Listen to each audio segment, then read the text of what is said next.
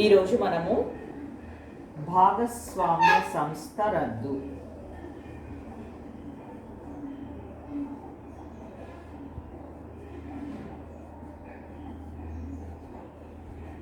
ఈ టాపిక్ గురించి చెప్పుకుందాం. Dissolution of firm.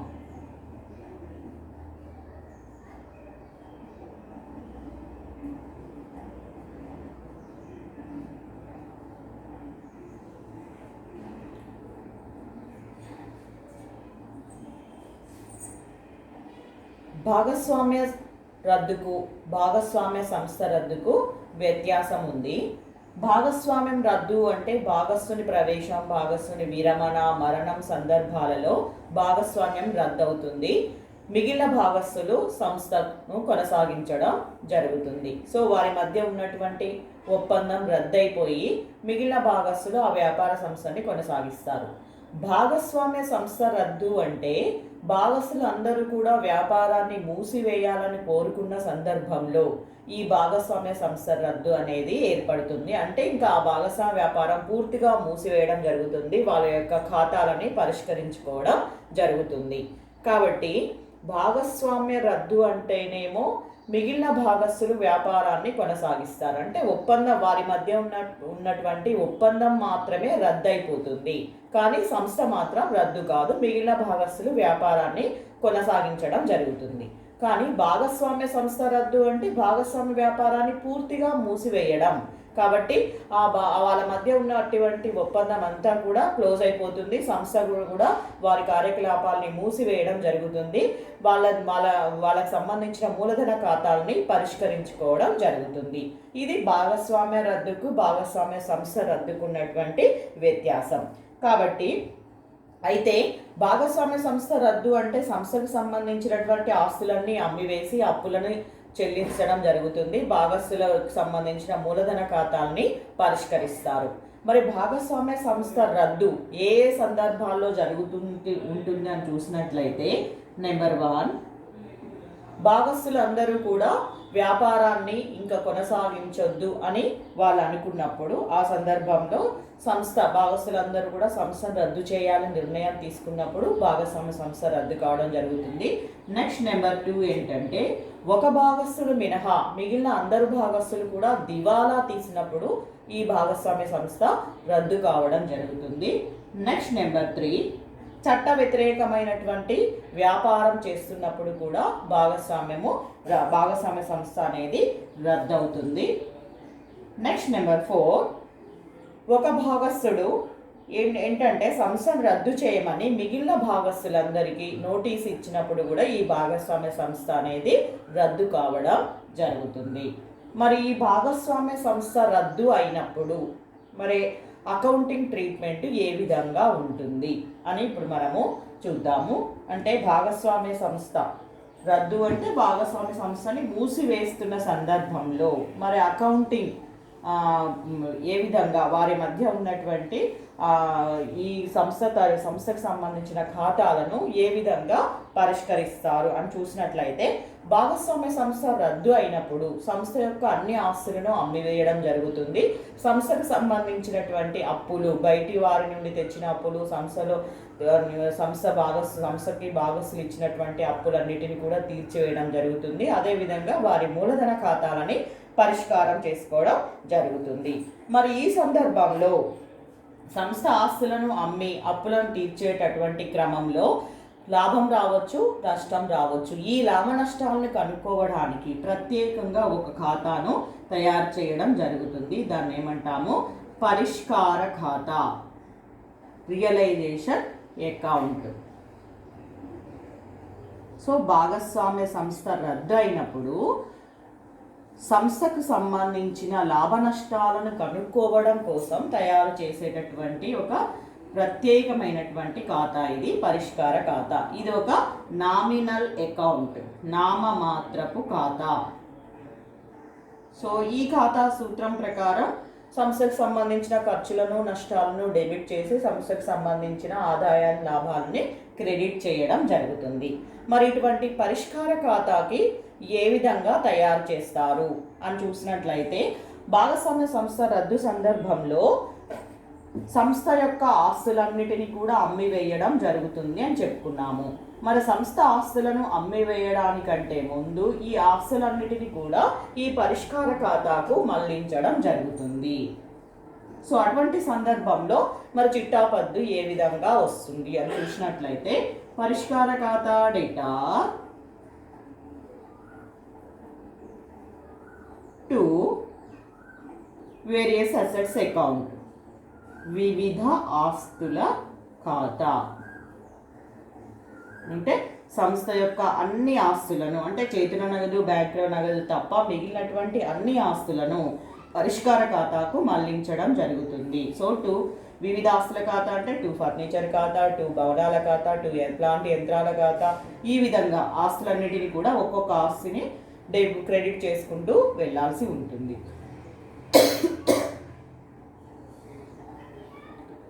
అదేవిధంగా అప్పులను కూడా మళ్లిస్తాము. అయితే ఇక్కడ పరిష్కార ఖాతాకు ఆస్తులను మళ్లించే క్రమంలో ఆస్తుల వైపు లాభ నష్టాల ఖాతా డెబిట్ నిల్వ ఉన్నట్లయితే దానిని మళ్లించకూడదు, కేవలం ఆస్తులను మాత్రమే మళ్లించాల్సి ఉంటుంది. అదేవిధంగా అప్పులను మళ్లిస్తున్నట్లయితే అప్పుడు ఏ విధంగా వస్తుంది చిట్టాపద్దని చూసినట్లయితే వివిధ అప్పుల ఖాతా డేటా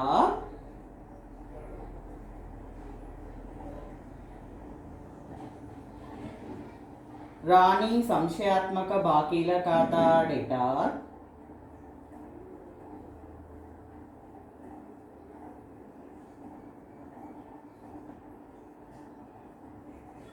టు పరిష్కార ఖాతా.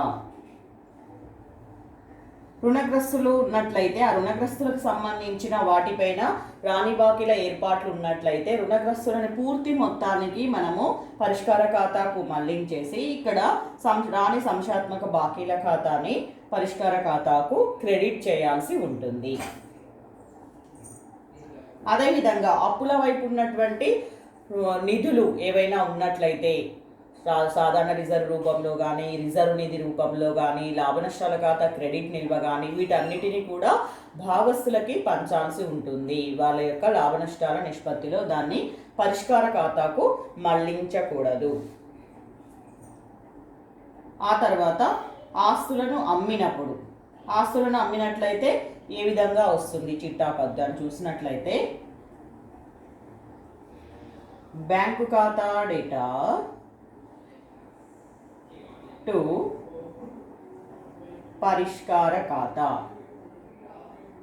సో ఫర్నిచర్, భూమి భవనాలు, ప్లాంట్ యంత్రాలు ఇలాంటి ఆస్తులన్నిటిని అమ్మినట్లయితే ఆస్తుల టోటల్ అమౌంట్ని బ్యాంక్ ఖాతాకి డెబిట్ చేసి పరిష్కార ఖాతాకు క్రెడిట్ చేయాల్సి ఉంటుంది.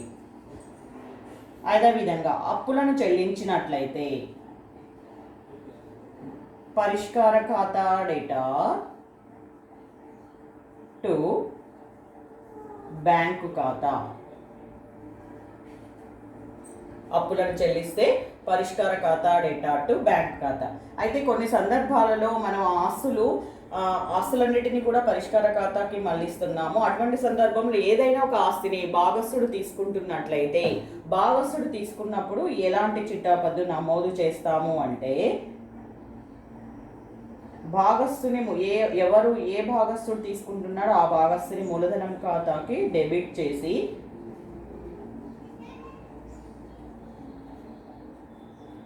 పరిష్కార ఖాతాని క్రెడిట్ చేయాల్సి ఉంటుంది. అదేవిధంగా సంస్థకు సంబంధించిన అప్పులను కూడా బయటి వారికి చెల్లించాల్సినటువంటి అప్పులను కూడా కొన్ని సందర్భాల్లో సంస్థ యొక్క ఏదైనా ఒక భాగస్థుడు ఆ అప్పుని చెల్లించవచ్చు. ఆ విధంగా భాగస్థుడు అప్పును చెల్లించినట్లయితే అటువంటి సందర్భంలో ఏ విధంగా మనం చిట్టాపద్దు నమోదు చేస్తాము అంటే పరిష్కార ఖాతా డేటా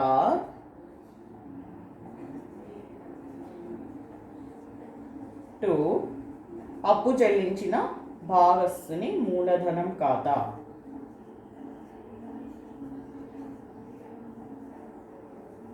ఒకవేళ బి చెల్లించాడు అనుకోండి, బి మూలధనం ఖాతాని నమోదు చేయడం జరుగుతుంది.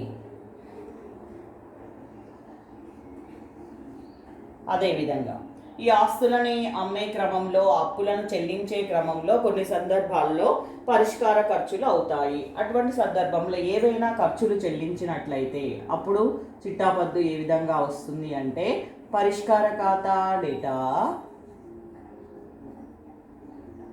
టు బ్యాంకు ఖాతా, పరిష్కార ఖాతా డేటా టు బ్యాంకు ఖాతా. ఈ విధంగా ఆస్తులని అప్పులని మళ్లించిన తర్వాత, ఆస్తులను అమ్మిన తర్వాత, అప్పులను చెల్లించిన తర్వాత పరిష్కార ఖర్చులు చెల్లించిన తర్వాత పరిష్కార ఖాతా నిల్వ తేల్చినట్లయితే లాభం రావచ్చు, నష్టం రావచ్చు. మరి అటువంటి లాభ నష్టాలను మళ్లించడానికి ఏ విధంగా చిట్టాపద్దు రాయాలని చూసినట్లయితే, ఒకవేళ లాభం వచ్చినట్లయితే అంటే డెబిట్ కంటే క్రెడిట్ ఎక్కువగా ఉన్నట్లయితే అప్పుడు పరిష్కార లాభం వస్తుంది. సో పరిష్కార ఖాతా డేటా టు భాగస్థుల అందరి మూలధనం ఖాతా, అంటే ఎంతమంది భాగస్థులు ఉంటే వాళ్ళ భాగస్థుల యొక్క లాభ నష్టాల నిష్పత్తిలో ఆ లాభాన్ని పంచాల్సి ఉంటుంది. ఒకవేళ నష్టం వచ్చినట్లయితే భాగస్థుల మూలధనం ఖాతా డేటా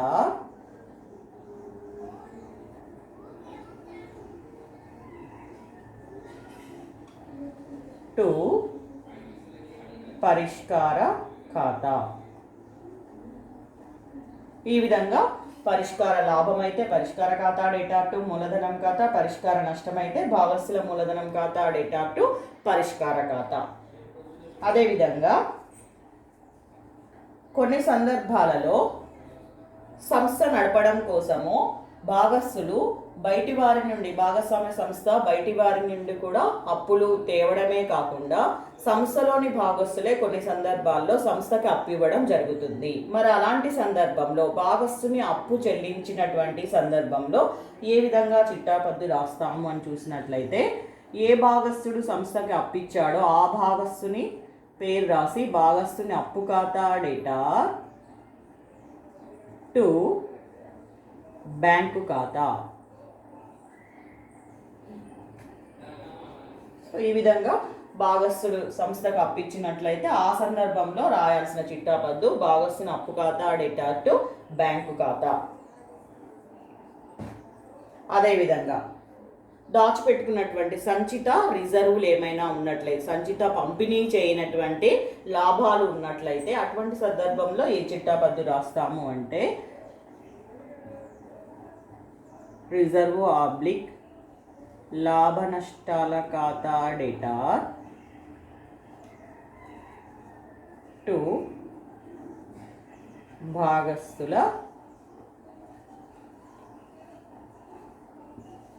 మూలధనం ఖాతాలు. ఎంతమంది భాగస్థులు ఉంటే అంతమంది వాళ్ళ మూలధనం ఖాతాలకి పంచి మళ్ళిస్తాము. ఒకవేళ లాభ నష్టాల ఖాతాలో డెబిట్ నిల్వ ఉన్నట్లయితే, అంటే ఆస్తుల వైపు లాభ నష్టాల ఖాతా డెబిట్ నిల్వ చూపించడం జరుగుతుంది. ఆ డెబిట్ నిల్వ ఉన్నట్లయితే ఏ విధంగా రాస్తాము అని చూసినట్లయితే భాగస్థుల మూలధనం ఖాతా డేటా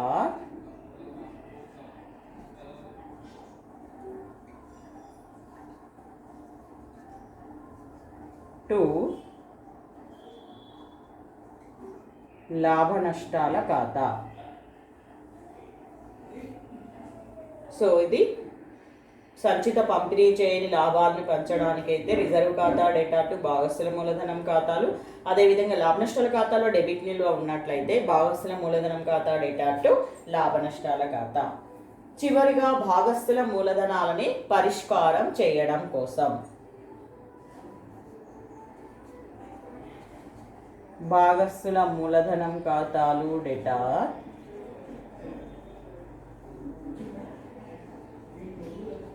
టు బ్యాంకు ఖాతా. ఒకవేళ ఎవరైనా భాగస్థుడు సంస్థకే ఇవ్వాల్సి ఉన్నట్లయితే అతని ఖాతాలో అతని నుంచి రావాల్సిన మొత్తాన్ని తగ్గించడం జరుగుతుంది. ఇవి భాగస్వామ్య సంస్థ రద్దుకు సంబంధించి సంస్థ పుస్తకాలలో రాయాల్సినటువంటి, నమోదు చేయాల్సినటువంటి చిట్టాపద్దులు. కాబట్టి భాగస్వామ్య రద్దు వేరు, భాగస్వామ్య సంస్థ రద్దు వేరు. భాగస్వామ్య భాగస్వామ్యం రద్దు అయినప్పుడు సంస్థ రద్దు కావాల్సినటువంటి అవసరం లేదు. కేవలం వారి మధ్య ఉన్నటువంటి ఒప్పందం మాత్రమే రద్దయిపోతుంది. మిగిలిన భాగస్తులు మళ్ళీ కొత్తగా ఒప్పందాన్ని తయారు చేసుకొని వ్యాపారాన్ని కొనసాగించడం జరుగుతుంది. కాబట్టి వ్యాపారాన్ని భాగస్వామ్యం రద్దు సందర్భంలో వ్యాపారాన్ని మూసివేయడం జరగదు. యథావిధిగా వ్యాపార కార్యకలాపాలు మిగిలిన భాగస్తులు కొనసాగించడం జరుగుతుంది. కానీ భాగస్వామ్య సంస్థ రద్దు అన్నప్పుడు సంస్థని మూసివేయడం జరుగుతుంది. అంటే సంస్థ యొక్క వ్యాపార కార్యక్రమాలను మూసివేసేసి సంస్థ యొక్క ఆస్తులను అమ్మి అప్పులను తీర్చి భాగస్తులకు రావాల్సినటువంటి మొత్తాలని చెల్లించడం జరుగుతుంది. ఇది భాగస్వామ్య రద్దుకి భాగస్వామ్య సంస్థ రద్దుకు సంబంధించినటువంటి వ్యత్యాసం. అదేవిధంగా భాగస్వామ్య సంస్థ రద్దు ఏ సందర్భాల్లో జరుగుతుంది అనేది కూడా చెప్పుకున్నాము. ఏ సందర్భాల్లో జరుగుతుంది? ఒక భాగస్తుని మినహా మిగిలిన అందరు భాగస్తులు దివాలా తీసినప్పుడు, అదేవిధంగా అందరు భాగస్తులు వ్యాపారాన్ని ఇంకా కొనసాగించొద్దు అని నిర్ణయం తీసుకున్నప్పుడు, ప్రభుత్వానికి లేదా చట్టానికి వ్యతిరేకమైనటువంటి కార్యకలాపాలు జరిగినప్పుడు కూడా ప్రభుత్వం మూసివేయవని కోరవచ్చు. అదేవిధంగా ఒక భాగస్తుడు మిగిలిన అందరి భాగస్తులకి రద్దు చేయాలని నోటీస్ ఇచ్చినప్పుడు కూడా భాగస్వామ్య సంస్థ అనేది రద్దు కావడం జరుగుతుంది. మరి భాగస్వామ్య సంస్థ రద్దు సందర్భంలో మరి ఏ విధంగా పరిష్కార ఖాతాని తయారు చేసి భాగస్తులకు లాభ నష్టాలని భాగస్తుల మూలధనాలకు ఏ విధంగా మళ్ళిస్తారు, ఎట్లా కనుక్కుంటారు అనే దానికి సంబంధించి ఒక ఎగ్జాంపుల్ ప్రాబ్లం సాల్వ్ చేద్దాము.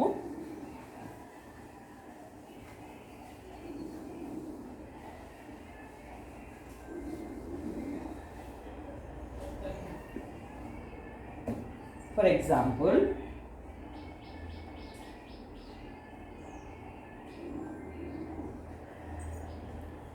A, Bలు 3:1 నిష్పత్తిలో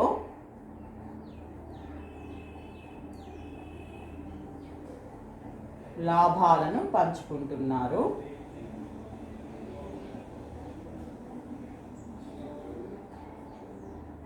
సో ఇప్పుడు వాళ్ళు సంస్థను రద్దు చేయాలని కోరుకుంటున్నారు. ఆస్తులను అమ్మితే ఆస్తులు అమ్మగా 75,000 వసూలయ్యాయి.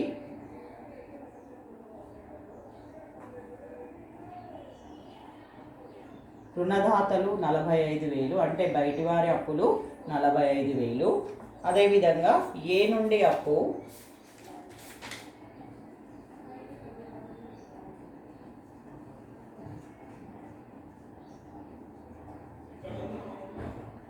20,000, ఏ నుండి అప్పు 20,000,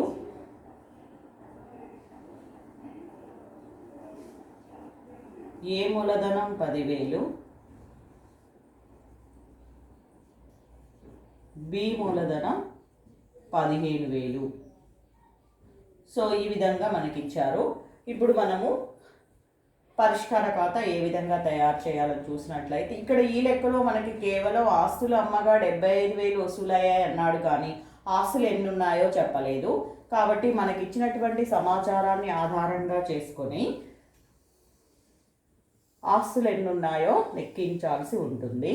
అంటే ఆస్తుల పట్టి తయారు చేయాలి.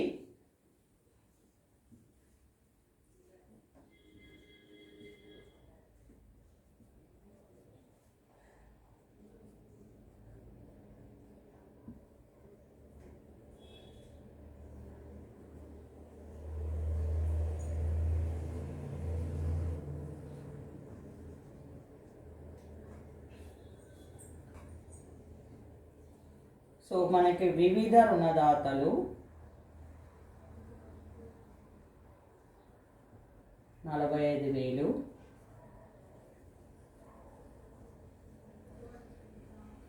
ఏ నుండి అప్పు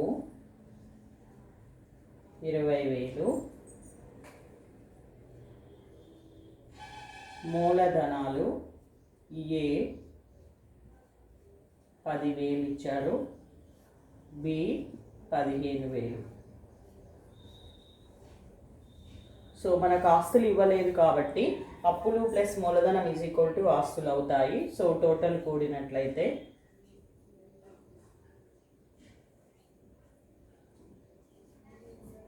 90,000. కాబట్టి వివిధ ఆస్తుల మొత్తము 90,000. సో ఈ విధంగా కొన్ని సందర్భాలలో మనకి ఆస్తులపై ఎంత వసూలైంది ఇచ్చేసి ఆస్తుల టోటల్ ఇవ్వకపోయినట్లయితే ఈ విధంగా మనము ఇచ్చినటువంటి సమాచారాన్ని, అప్పుల సమాచారాన్ని ఆధారంగా చేసుకొని ఆస్తుల పట్టి తయారు చేసి వివిధ ఆస్తుల మొత్తాన్ని లెక్కించాల్సి ఉంటుంది.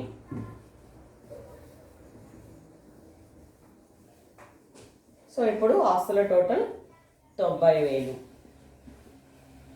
దీనికి సంబంధించి ఇప్పుడు మనము చిట్టాపద్దులు ఏ విధంగా రాస్తాము. సో ఫస్ట్ ఆస్తులను మళ్లించడానికి ఈ లెక్కకు సంబంధించి పరిష్కార ఖాతా డేటా టు వివిధ ఆస్తుల ఖాతా, పరిష్కార ఖాతాకు ఆస్తులను మళ్లించినందుకు 90,000. అదేవిధంగా అప్పులను మళ్లిస్తే వివిధ రుణదాతల ఖాతా డేటా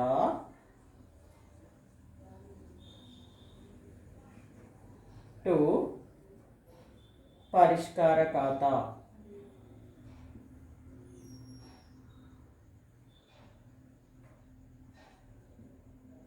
సో వివిధ రుణదాతలు 45,000.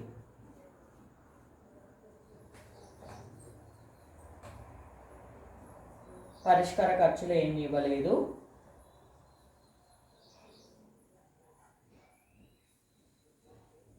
సో భాగస్థుల నుండి తీసుకున్నటువంటి అప్పును మనము ఇక్కడ నమోదు చేయము. ఇప్పుడు పరిష్కార ఖాతా తయారు చేసినట్లయితే సో ఫస్ట్ మనకి ఆస్తులను మళ్లించాము, అప్పులను మళ్లించాము, అదేవిధంగా ఆస్తులను అమ్మినందుకు వస్తుంది. బ్యాంకు ఖాతా డేటా టు పరిష్కార ఖాతా. సో 75,000 వసూలయ్యాయి.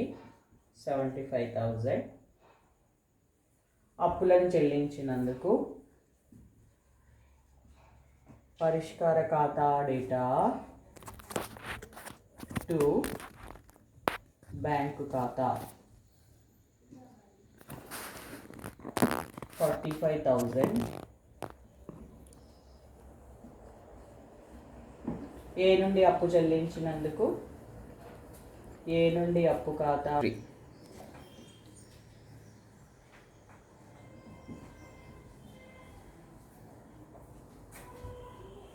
20,000.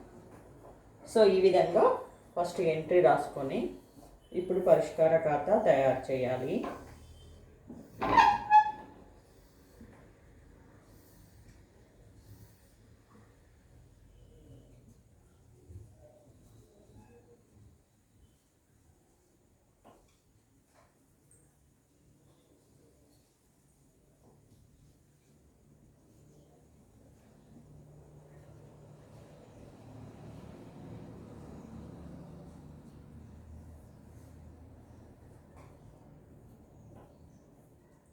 ఫస్ట్ ఆస్తులను మళ్లించినప్పుడు టు వివిధ ఆస్తుల ఖాతా 90,000. అప్పులను మళ్లించడానికి బై వివిధ రుణదాతల ఖాతా 45,000. ఆస్తులను అమ్మినప్పుడు బై బ్యాంకు ఖాతా 75,000.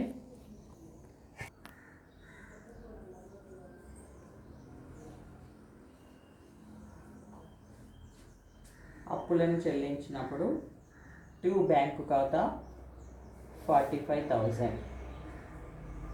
ఇప్పుడు నిల్వ తేలిస్తే ఖర్చులు ఏమీ లేవు. 1,35,000. డెబిట్ ఎక్కువగా ఉంది కాబట్టి రియలైజేషన్ లాస్, పరిష్కార నష్టము.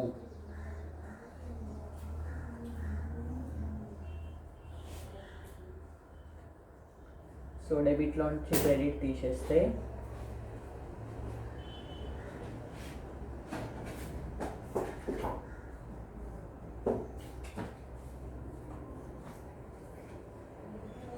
$15,000 పరిష్కార నష్టము. ఈ నష్టాన్ని ఇద్దరికి కూడా ఏ మూలధన ఖాతాకు బదిలీ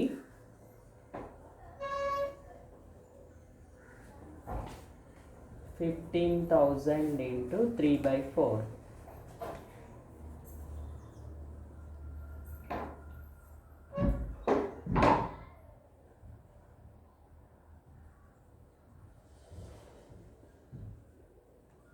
బి మూలధన ఖాతాకు బదిలీ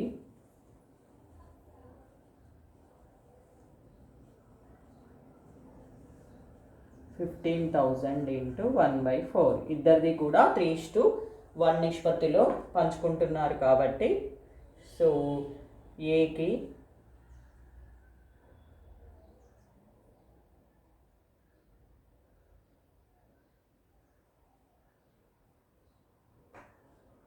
$11,250.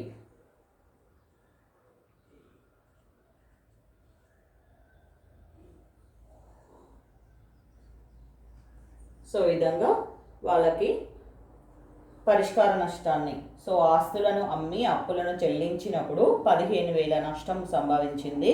ఈ నష్టాన్ని ఇద్దరు భాగస్తులు కూడా, భాగస్వామ్య సంస్థలోని ఇద్దరు భాగస్తులు కూడా వాళ్ళ యొక్క లాభ నష్టాల నిష్పత్తిలో పంచడం జరుగుతుంది. అది 3:1 నిష్పత్తిలో పంచాము. సో ఏకి 11,250, బికి 3,750 నష్టం వచ్చింది. సో ఈ నష్టాన్ని మళ్లించినందుకు గాను సో ఏ మూలధనం ఖాతా డేటా 11,250,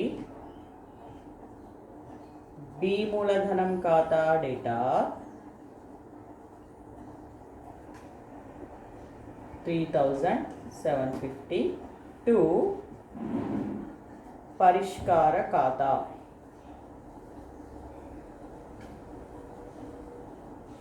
టోటల్ 15,000.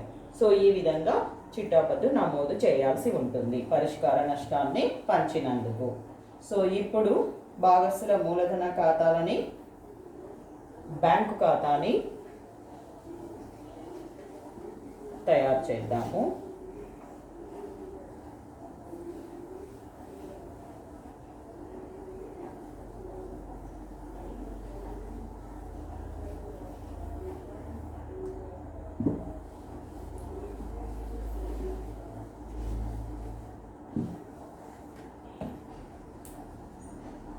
సో ఇద్దరికి కలిపి భాగస్థుల మూలధన ఖాతాలని తయారు చేయొచ్చు.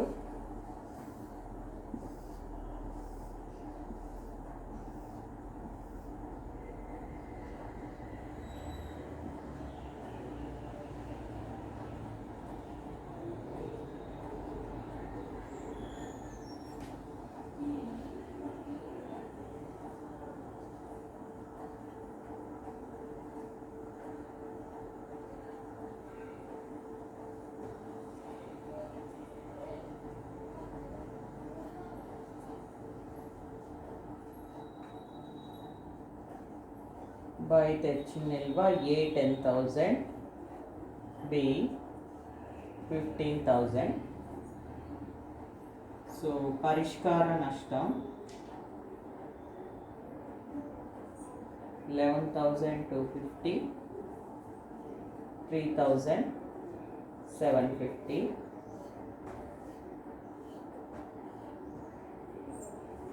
అదేవిధంగా బ్యాంకు ఖాతాను తయారు చేద్దాము.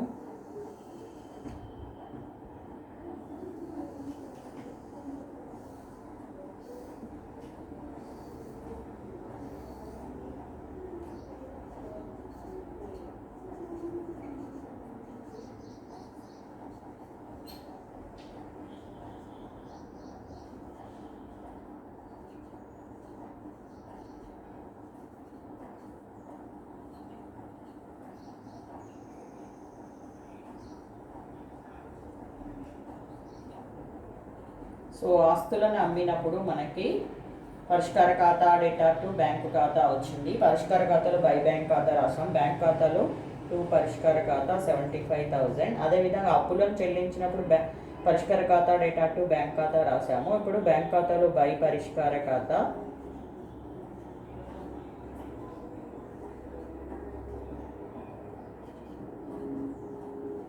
45,000.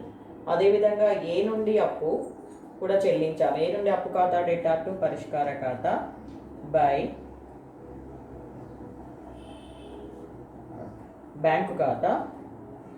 సో ఏ నుండి అప్పు ఖాతా డేటా టు బ్యాంక్ ఖాతా పరిష్కార ఖాతా కాదు, సారీ, 20,000. సో ఇప్పుడు నిల్వ తేల్చినట్లయితే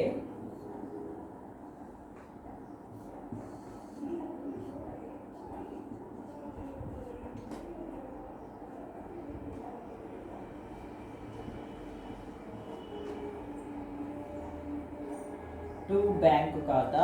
సో బికి చెల్లించాల్సిన మొత్తము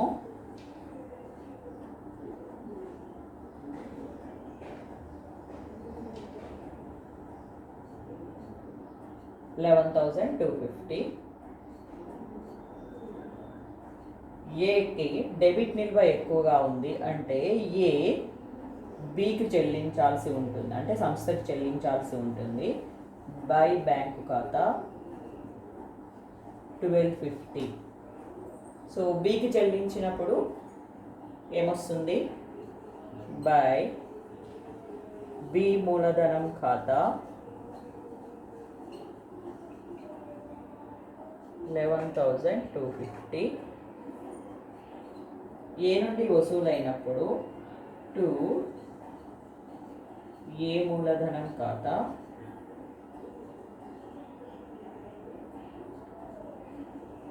1250.